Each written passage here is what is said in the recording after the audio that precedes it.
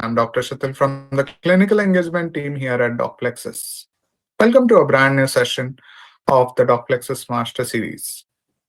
It is my privilege to introduce our distinguished speaker, Dr. Amitav Banerjee, who is going to talk on the topic HMPV in Focus, what every healthcare provider should know.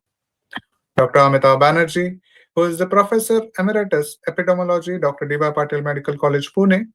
He has served in the Indian Armed Forces from 1978 to 2005. He started working as a professor and subsequently was the head of Department of Community Medicine at Dr. D.Y. Patil Medical College, Pune. Dr. Banerjee has published over 100 papers in national and international journals and has taken several research projects. He has also delivered many keynote addresses at the national and international conferences. We have indeed, we are indeed fortunate to have him with us today to share his insights on the fascinating subject of HMPV. Over to you, Dr. Banerjee. Thank you, Sitil. It's always a pleasure to come on this DocPlexus platform. So, this I will be discussing today about HMPV virus, which came with a bang, and I think it is disappeared with a whimper because, as per the latest reports, the cases of HMPV are declining in China, where the whole panic started.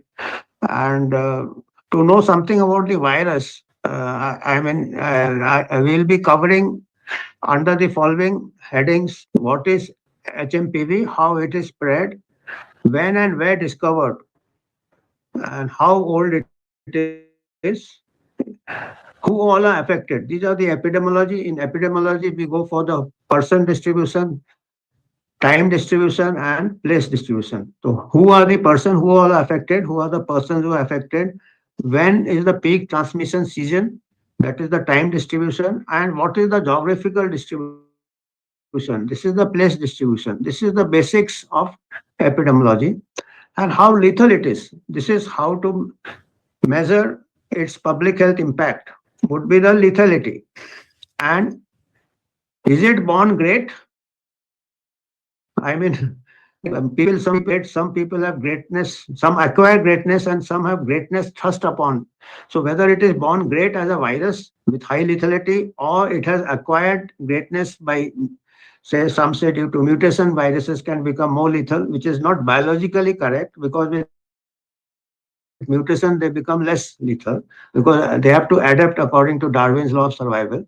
So has it acquired greatness, or it has greatness thrust upon it by the media or by other people who have panicked? So this all, after the end of the session, we will be in a position to make our own judgment. So HMPV, what and when discovered? In the aftermath of the COVID pandemic, people are really on tenterhooks. Recent reports of anything unusual from China is natural to create panic. So it created an apprehension of another pandemic. Now let us see its background.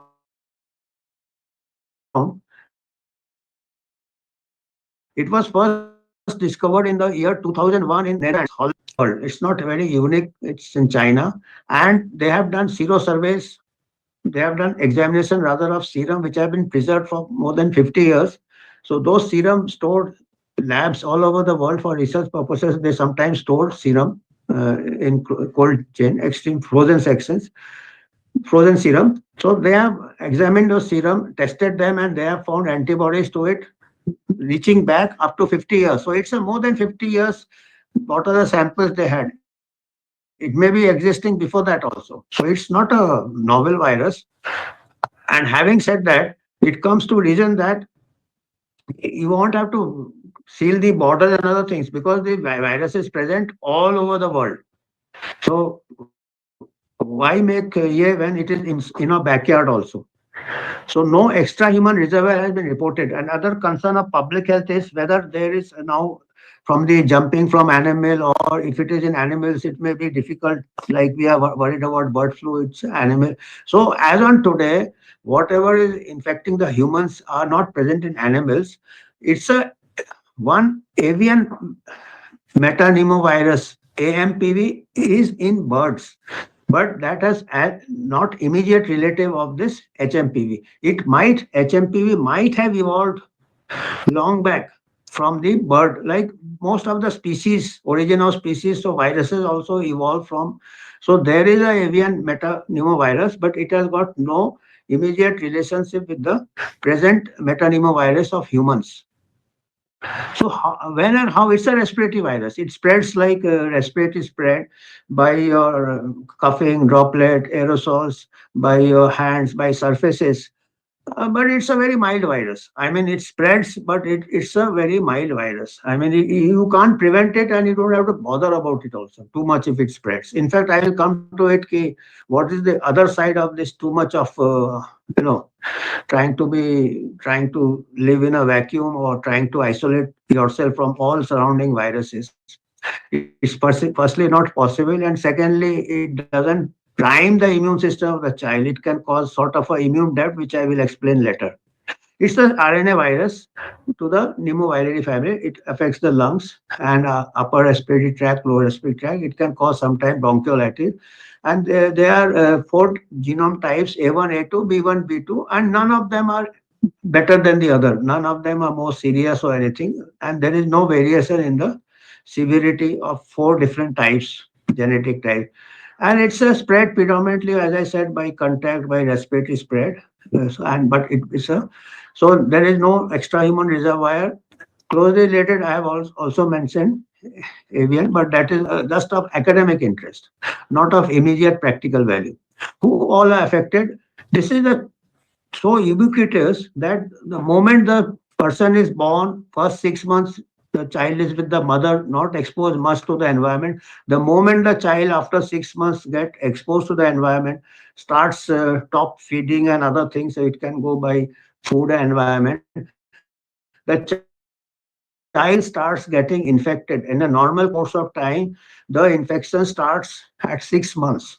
HMPV, human matter. And by the time the child is 5 years old, 90 to 100% of children have encountered human metapneumovirus, HMP virus.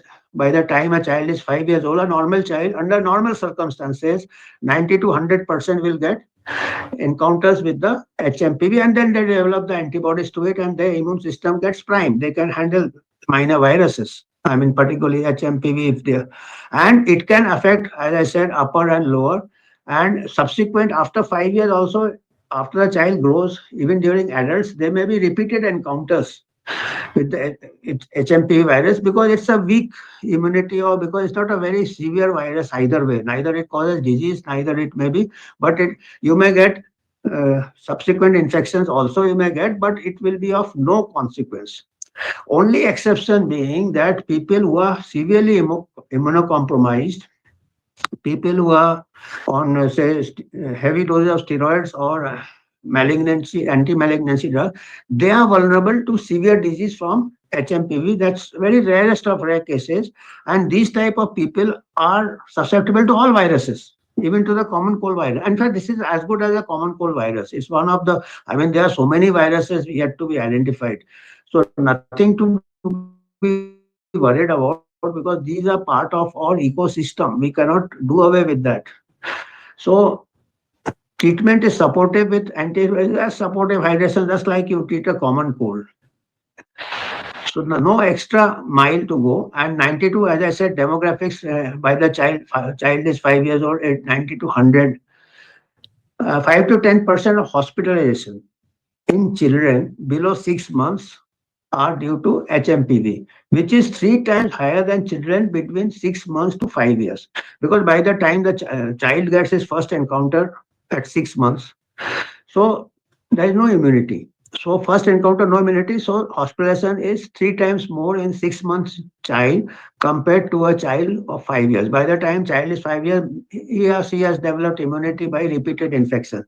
The first encounter, maybe 5 to 10% may get hospitalized. They may be little malnourished. They may be not thriving well because we have a very high rate of child malnutrition. We'll come to that. So that is a vulnerability, not the virus, but the host immunity. Because of malnutrition, the immune system goes down a little.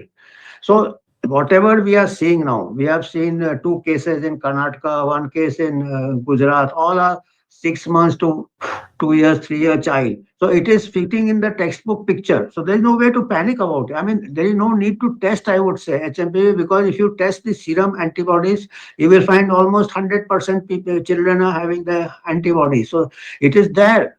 It is just you are reinventing the wheel.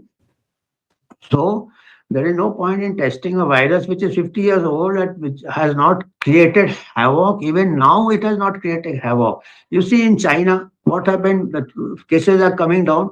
There are no reports of infection fatality rate. There are no reports, even case fatality rate. How many got admitted? How many succumbed? Why they are not giving this? That means there is no fatality. That is more important. If there is no fatality, it's not a public health problem. HMPV in adults, as I said, in later years, infection can occur, and similarly, due to different genotype or due to waning immunity, because it's not a very strong virus. The disease is also not severe, neither the immunity is strong. So both ways. So there may be reinfection, but it is of no consequence. We get repeated bouts of cold in a year. 2 3 bouts of cold we get, so it is one of those common cold viruses, one can safely say. So but for the people who are bedridden, who are frail, which even a common cold virus, the mortality can be 6 to 8%, even if a person is bedridden and so that is nothing very specific, nothing very lethal, nothing very great about this virus. It just greatness thrust upon it. These infections are mild and just like flu-like symptoms. The immunocompromised or those with chronic lung disease may have fare badly, which any virus can be severe for them. Now I am coming to the concept which is gaining ground. What probably caused the outbreak in China? The virus has been circulating for almost century. Virus which are in circulation for long do not cause outbreaks overwhelming hospitals. This prompts one to look beyond the virus. Virus is same, but why the hospitalization? As I said, the natural history of infection is by 6 months, everybody starts getting exposed to it and develops immunity. What happened in the past 5 years, and particularly in China? There have been severe restrictions, severe lockdowns. So 5 years ago, or 4.5 years ago, or 4 years ago, or 3 years ago, a child which should have got the natural infection at 6 months did not get exposed to the virus. He missed it. Whole cohort batch missed it. Child who would have got at 1 year missed it. 2 years missed it. And these children have accumulated, and now they are forming a large number of children. And now they have lifted the restrictions, and suddenly everybody has got simultaneously infected, and it is overwhelming. So you understand, these are the repeated batches which should have staggered normal course of time, 6 months, 1 year, 1.5 years, 2 years, 3 years, 5 years.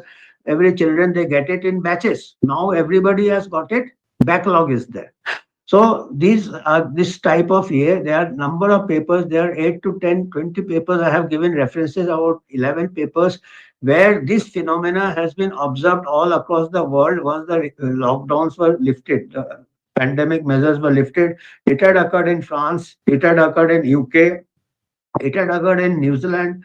This has occurred in Australia.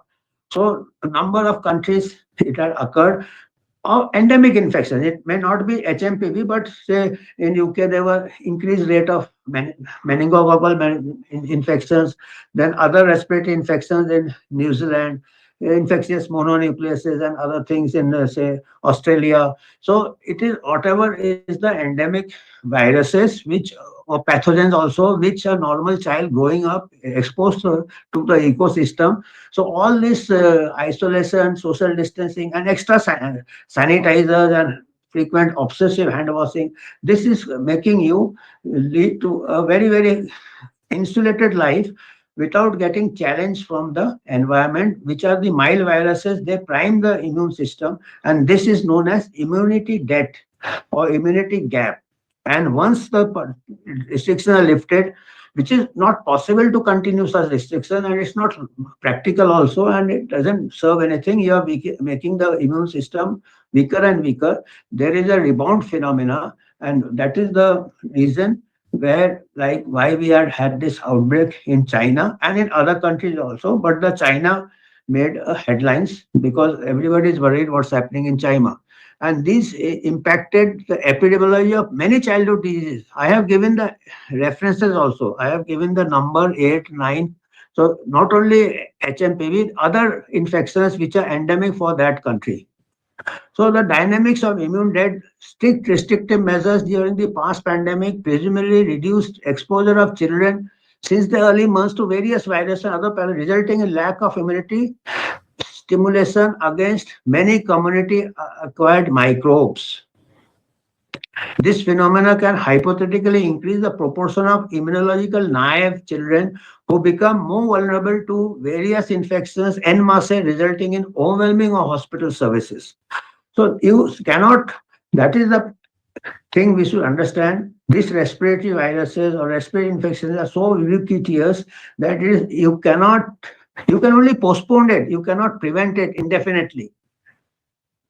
Sometime or the other, you have to lift the restriction and it comes with a rebound. So you cannot prevent this, you can only postpone it and you get it back with a rebound. And the immunity debt has to be paid with arrears.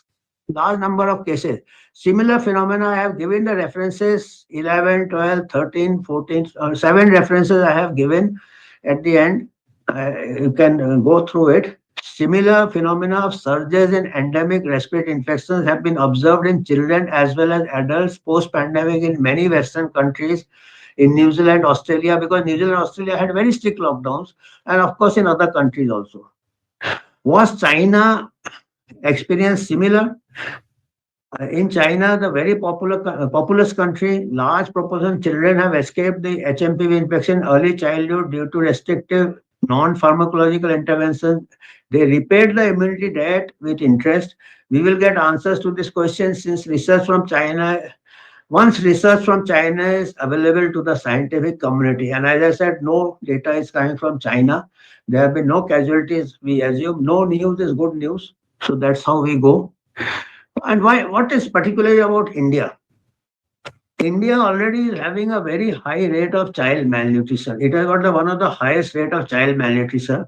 According to the latest NFHS, almost 37% of Indian children are stunted. 37%, remember, and about 7 or 8% are severely wasted, grade 3 malnutrition. So these are the vulnerable children who will succumb to any virus. It may be HMPV also. And the data also speaks like that. As of India, day in and day out, there are 4,000, there are 4 lakh deaths. In India, there are 4 lakh deaths from respiratory infections every year, which gives rise to more than 1,000 children under 5 years. More than 1,000 children under 5 years die in India daily. If anybody reports that, we can create a panic from this end of the world also. And if you test, you may find many HMPV, as I said, is not very special.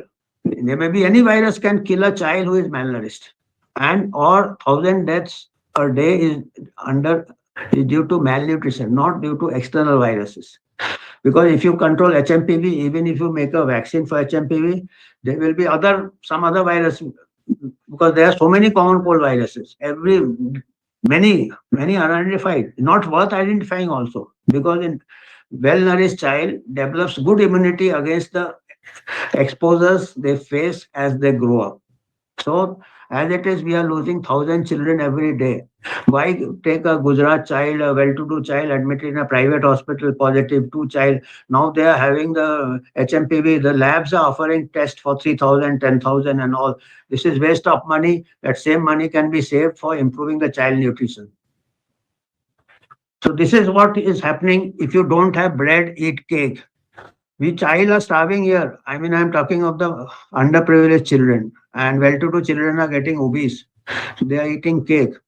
So, in a poignant irony, the mild infections are taking a toll of large number of children in our country due to the unresolved public health burden of child malnutrition and lack of access to quality health services. We don't have the primary health centers, we don't have the facilities, we don't have doctors, we don't have specialists, and large parts of underprivileged population. Costly testing for HPMV or HMPV, it should be HMPV, is giving offered by private laboratories to people who are likely to be well to do and would never suffer from infection because they may be likely to be well nourished. More concerning is the overdrive in certain quarters demanding increasing testing for a benign virus. Even some experts have asked, some opposition leaders have asked if we should increase the testing, test. This is, and the test is very costly. Test is not easy and it's not cheap for a virus. This is reminiscent of the French Queen Mary Antoinette during the French Revolution saying, if you don't have bread, eat cake. Here, main problem is malnourishment. Now, children are succumbing to number of viruses, not only one virus. And here we are testing one very minor virus, which has very low lethality. What is the way forward? We, like we had the French Revolution, now we should have a nutrition and health revolution. Nutrition is a weak point. We are, or child malnutrition speaks for itself. It is worse than African countries, also some African countries. Instead of wasting resources in testing and tracing, money would be well spent in tackling a burden of child malnutrition. This will enhance host immunity and would make our population withstand a diverse range of viruses and pathogens rather than chasing one virus or pathogen at a time, one at a time, one at a time. There is no end to it. In addition, we have to address the deficiencies in our public health infrastructure where the poor seek treatment. Report of Comptroller Auditor General (CAG) report says all across the country, all across many states in the country, there is a vacancy of 50% of doctors in public health institutions, primary health centers, district hospitals, government hospitals, across the board. There is a 50% deficiency. So how we can fight without soldiers? Now we are preparing for the next pandemic, disease X. Here we don't have our soldiers in place. So these are the references. I will be going slowly through it so that anybody wants to check the references, particularly the newer concepts like immune gap, they can freeze the screen and get access to the references, check it for themselves. This is the first four references. These are the another five references. I'll just wait for a minute so you can freeze it later when you watch the recording. And this is the, I think, the last page of references. So all these last references, about last 7 8 references, are dealing with the newer concept of immune depth, which makes us which should make us introspect, like whether we should be observing hygienic practices, we should be washing our hands and all that, but we should, if we overdo it, we will be increasing the immune debt. If we are, as it is, social distancing and COVID appropriate behavior, even now many experts are saying they did not achieve anything and they have given rise to an immune debt. Like 6 feet distancing also, Anthony Fauci also said there was no evidence. And now we have to think whether they can be overdoing it. I am not saying that be dirty all the time. I am saying it overdoing it. Can it lead to the hygiene hypothesis? Even otherwise, also there are some concerns that too much of hygiene can cause autoimmune disease. But at least it is causing the common illnesses to flare up because the children are not developing the immunity in time. So luckily, this time it is HMPV, which is a minor here. It is of no consequence to a healthy child. So, but we have to think and do more research. I mean, we don't have all the answers, but these are the references. These are the last. This is the last page. I am again waiting here for some time. So I think that's all. These are the references, and thank you. I can take a few questions. I can stop sharing the screen, I think. Thank you so much, sir, for the wonderful presentation. It's absolute pleasure listening to you. Lot of takeaways for the audience. We have a few questions from the audience. With your permission, let's go on to the first question. Yeah, So my please. first question to you is, what are the most reliable diagnostic tests for HMPV, and are they readily available in India? You have asked the wrong question, actually. I am telling you that it is not worth testing for it. And you are saying, "Ki, what are the tests?" I think if I have my way, I would ban these tests. Reason being, it's of academic interest. If you want, you test it. It is of academic interest. It should be done for research purposes, not for management purposes, because management doesn't change. I mean, there is no specific antiviral, firstly, and there is no need also, because the disease, you take care of the general health, nutrition, and other things. If the child is married, so that will take care of it. And if you want to test it, there, in fact, now what is happening, earlier these very special tests were done by very only few labs, government labs like NIV in Pune or some government ICMR lab. Now it is become commercialized. So now it has just mushrooming, the labs are mushrooming. And once the labs mushroom, there is no quality control, the commercial interest come. And you must have also seen, I have also seen, there the package is coming, influenza package. First is HMPV test, because it has come in the news, everybody will go, and that is the costliest. A- And they are doing it. They may suppose you get a positive result. What do you do with the test? You have to see the general condition, because, and even if you are, so it should be done for research purposes. It shouldn't become a routine clinical. It should not be in the clinical toolkit. It should be under research conditions. So tests are available in specialized lab. The tests are very costly. It's a costly, and being a costly, it is a complex procedure. So there are more chances of false positive and false negative. So that's why it should not be used lightly. You have to treat the patient as per the clinical symptom. The test is of academic interest. So tests are available.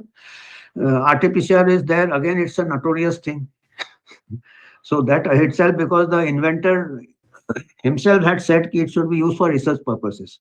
So I am saying this test should be used for research purposes only, not for individual patients.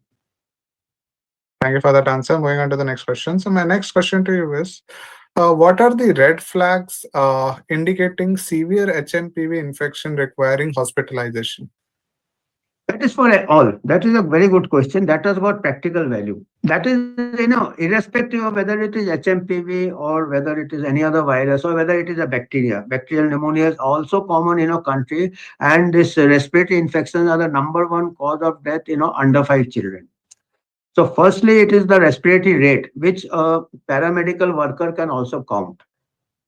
Different age groups. If the child is, say, less than 1 year, respiratory rate above 40 should be a red flag that he has got pneumonia. If the child is an older child, respiratory rate above 60 or above 20, depending on the age of the child. If the respiratory rate is fast, then if there is a breathing is with difficulty, there is flaring of the nasal ala, nostrils are flaring, child extra muscles are exerted while breathing, child is having problem of breathing, that is a red flag. Then the child is not able to feed, that is a red flag. Child is drowsy. So best is the respiratory rate. If the respiratory rate is above normal for that age, immediately the child should be diagnosed as pneumonia, and the child should be started on antibiotics before going to hospital. What happens is the virus doesn't kill, but the secondary bacterial infection kills. Or sometimes it may be a bacterial pneumonia. So that is a very important question. It has got a practical value rather than testing for individual viruses. If you see the symptoms of respiratory distress, that is increase in respiratory rate, then the intercostal muscles are working. There are hollows when the child is here, and that, so there may be very severe cases, there may be bluish lips and other thing, that is very severe, it may require oxygen also. So immediately at the periphery, the respiratory rate is the best which a paramedical worker or the mother can also count, and immediately start antibiotics and take to hospital. Excellently answered. My next question to you is what are the biggest challenges in monitoring and researching HMPV in India, and how can we overcome them? There is a lot of scope. I mean, HMPV is a good wake up call, but it is just a wake up call. Actually, it is a respiratory illnesses which is a number one problem, or maximum children are dying. So we actually, as I said, 50% of our vacancies are there in government hospitals. We have to fill up the vacancies. You don't have the fielders, so runs to boundary mein jayenge. Unfortunate, and here it is not matter of runs. Here there is a matter of lives. We are losing 1,000 children every day. It's not a game. It's serious business. Why? Because we don't have this 50% maybe across. But if you go to the remote areas, 80%, 60% doctors are not there, paramedical nurses are not there in the primary health centers, sub centers. So, and you are talking of surveillance and monitoring. So for that also you require the staff. They have to make the record. They have to return. So first we have to put our fielders. We have to fill up the gaps. No amount of health budget is going to take care of this. It is just like band-aid. So we have neglected the Bhor committee report, which was put forth during independence. Sir Joseph Bhor, he had recommended at the village level 10,000 to 30,000 population, a 75 bedded hospital with 6 doctors, including general specialists also. And at the block level, about 650 bedded hospital with all the specialists. At the district level, 2,500 bedded hospital with all super specialty. So we are far away from that. And without that, it is just on theory, on paper, and wishful thinking. So it's a long way to go, unglamorous. Lot of money will be required. I don't think any government will try to undertake it. Just keep blaming the previous government, and all governments are responsible right from independence. And what we are going for the corporate model, who are making the profit by test, unnecessary test, costly test. But the genuine problems are not solved, and it will not be solved until unless we have the public health infrastructure to monitor the nutrition. Before monitoring the virus, we have to monitor the child, whether the child is growing properly. We have got a very high rate of under 5 malnutrition. We have got a very high rate of anemia. So all those make our population very vulnerable to any viruses, and they are dying. Thank you for that wonderful answer. So, thank you so much. This brings us to the end of this session. Thank you, Dr. Amitav, for your time and effort in putting together this interesting session. I hope our audience enjoyed your session thoroughly.